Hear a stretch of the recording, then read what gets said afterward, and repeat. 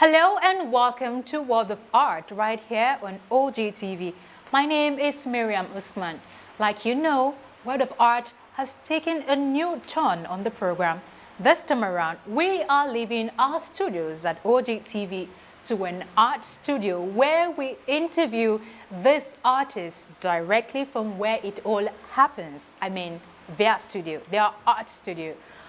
This program is brought to you by Prince Yemisi Shilon, legal practitioner, Africa's largest private art collector, grand donor and chairman of council, Yemisi Shilon Museum of Art.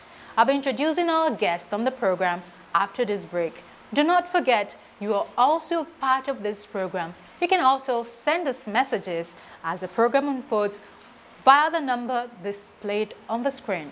When it comes to art, this is where you get all the conversation from art practitioners. We'll be right back. Please stay with us.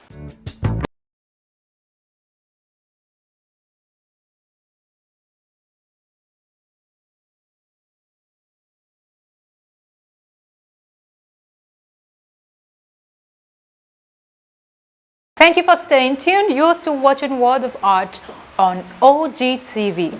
Today we are interviewing one of Abeokuta's brightest artists. He goes by the name Mr. LANRE AJAKAYE, aka Art Master. There's another one again, Art Alinko. I know all your names. How are you doing? I'm fine. It's so good to see you again. To see you too. This time around, I'm your guest. You're not my guests. I'm happy to see you. Great. Let's talk about you, the work you do, and how you do it, the processes, your fortress, which is your studio. And, you know, people want to see art more than the conversation we do have before now. And that's why we're here today for you to walk us through it. So let's start with your kind of art. How would you describe it? Thank you. I'm an artist, an art educator, moralist, and at the same time, this is our studio. You are welcome to the studio once again. So in the studio, we engage little ones, child. If you have a little one like up to 5, 10 adults, you can engage them with different art activities. So as a painter, I take them through the art process, doing the painting aspect of it. We have the person in charge of drawing aspect of it, but I engage myself with painting. Beautiful. Now, I like that you've been able to emphasize that, you know, there are various parts of art. There are those who draw and those who paint. And painting is a whole lot. I know you paint with acrylic, oil paints, you know, different types of paints. So walk us through it. Now, as a painter, first thing you must know about art is that, especially painting, you must know the definition very well, what you can do with your painting. So, you know, paint is the application of pigment on a surface. We artists, we use everywhere as our surface to paint. So, in my own style of painting, I love to paint on a big canvas, especially light canvas, because I can easily bring out the details. Do you get it? So, my style of painting, I love to use acrylic. Why do you like that? Because it dries faster. Before, I was trained to use oil, but because of the fast forward to make it fast forward and all that, so I decided to move to acrylic. So now I paint with acrylic. How long does it take for acrylics to dry up? Within 5 minutes, everything will dry up. Perfect. Yes.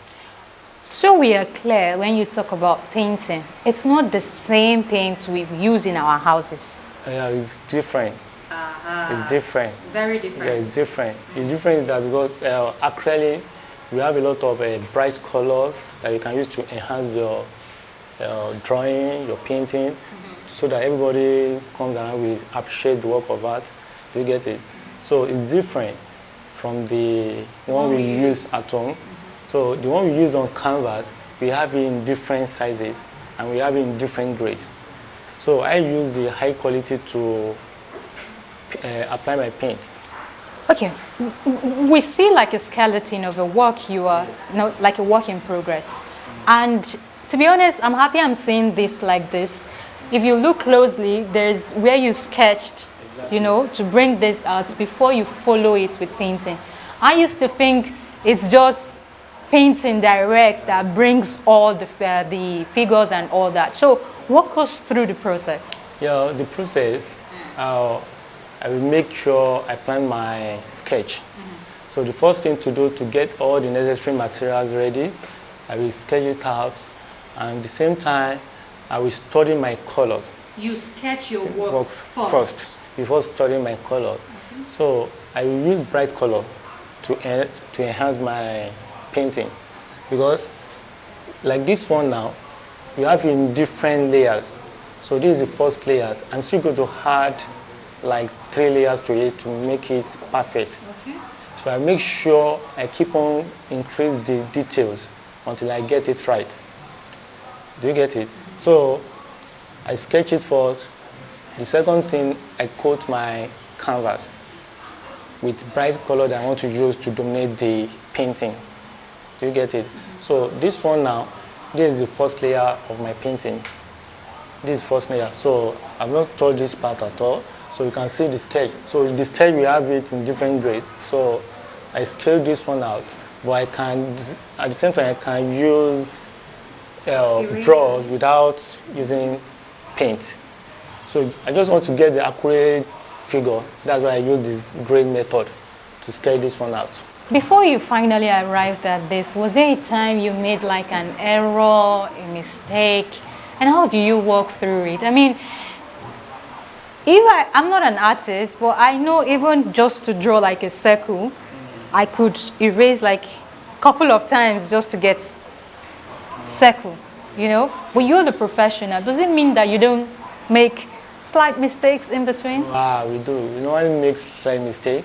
So if you make any mistake in that, it's color that you use to correct it. For example, I use this one, this color, the brown skin, to bring out my first layer. So if I want to change it now, if I'm not okay with the one I apply on it now, I can easily go, not white, okay. I can go with another texture of brown that is different from this. Do you get it now? So you normally make mistake, but when you make mistake, you use color to, as a painter, you must know how to manipulate with your colors. Yeah, talking about colors, I know the primary colors, but you've done a couple of works that are not in the primary colors, which means that you have to add lefts and rights to make a direction. And I want you to walk us through those colors, Now, a professional painter uses tertiary colors to paint. So if you check this brown now, I use red is part of the brown here. Really? Black is there. Black is neutral. So I made it with one of the priming color to bring out this. So if you use what's it called, the blue, yellow, red directly, that means you're not a professional artist. But you must know how to use other color, like tertiary color. So every tertiary color is a dirty color, but you know how to use it to bring out the beauty of it. So to get this one, you mixed red is there, yellow is there also. In this one? Exactly. Oh my God. So yellow is there, and at the same time I put just a little touch of black to it to turn it to this brown. So you must know how to mix your colors when it's come to paint. I think it's even the major thing about your work. If you don't know how to use this paint, you cannot. In any, we have the principle and we have the element. Among the elements, we have color is part of it. So you must know how to use your color wisely. Drawings come for before the paint. So make sure you know how to use your color.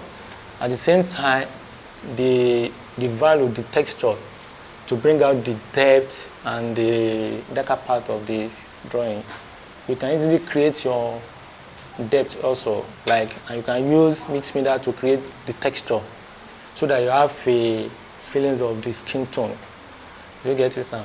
So the element is very, very important, while the principle is very, very important in any art making. Do you get it now? I feel like the best way to describe you, artist, we could just call you a mini god, because you're giving us like a skeletal work, and then with the whole processing and all that, people don't get to see this anymore when you're done. Yeah. They see a perfect shape. They see, like the human form, we see a full-fledged work. How are you able to do it that, you know, when this work is finally done, you don't get to see these lines, you know? It feels like abracadabra, you know, some kind of magic. So you must know how to detail your work very well if you are painting. So, for example, I have one on the wall there, is already done. So this one, I will make sure I give this work a full details. Do you get it? At the same time, I make sure I use my color to make it thicker, to make it solid. Because, you know, this is a human form. And we are having 3D on two-dimensional surface. So how can you bring out your 3D on a two-dimensional surface? Is to play with the dark, the middle, and the highlight of it. Okay. At the same time, if you create the texture, you can easily bring out the depth. So this side, you can only have your depth there to allow the hand to curve. So by the time I apply paint on all the surface, you'll be able to see the beauty of the work. For now, I already finished my work in my mind. Okay, I like that. I feel like it's like that for all of you. You get to picture the end from the very beginning. You know, that way you're able to follow it through. And even though I am here, I don't know what the end looks like, but you're already perfect. Now, let's talk about your medium of expression. You've mentioned that earlier, and I think it reflects in the kind of work you do. But when people see your work, do you have like a motive that people should see when they see your work? And, you know, how are you able to inculcate that into your piece? Now, in any of my piece, the first thing I want people to appreciate my work, because so that by the time they see the pictures, they can easily communicate with the piece. They can really tell the story behind my story. So I make it come out very well, so that without telling them anything about the art piece, they can easily translate it and admire my artwork. So that's it. I mean, I like that you mentioned that. So when you have these things, do you do that through the emphasis on the colors, or, you know, the shape of this work? How do you make that happen? I leave more emphasis on my art piece, because the details is very, very important to me. The details. So I will make sure I add more details until I make sure that the work, I'm okay with it. Talking about details, yes. Is the details in the sketching or the painting? In the painting. So we have to sketch your work first. So by the time you apply your paint, you have to bring out you continue adding the details, the full details, so that your work will come out very well. So it's 50-50.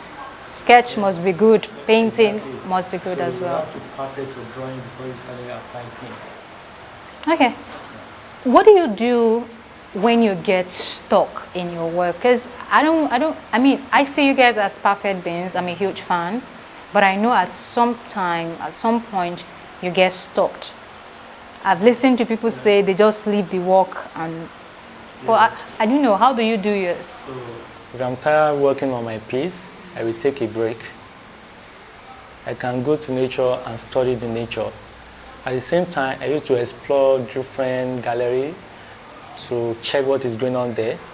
So by the time I feel okay with the one I already observe outside. I can come back to studio and recreate. At the same time, I used to create new style, so that I use that one to enhance to bring out the creativity, to restore it back.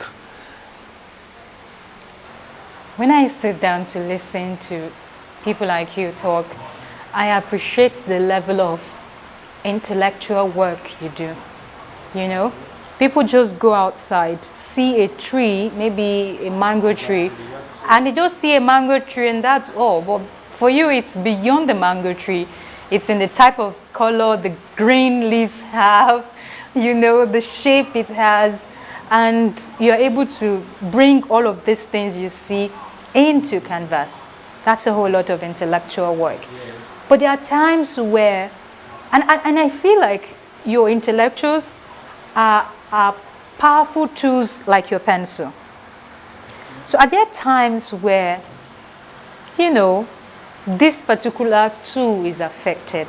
You've mentioned that you take a break, you go to sightseeing, but I'm talking about your emotions, for instance. You're probably angry, sad, depressed, hungry. How do you, because if you don't come out of that space, you will never be able to do this. Exactly. So the first thing, I will take a break and relax. I can go to any recreation and relax there. Do you get it? So by the time I sit down, I can be able to think of the work back. But I know if I go back to it, I know I will do more better the way I'm doing it. Ah. So now I do listen to music a lot during the painting. But if there's no music, I will not be able to paint very well. No morale to paint.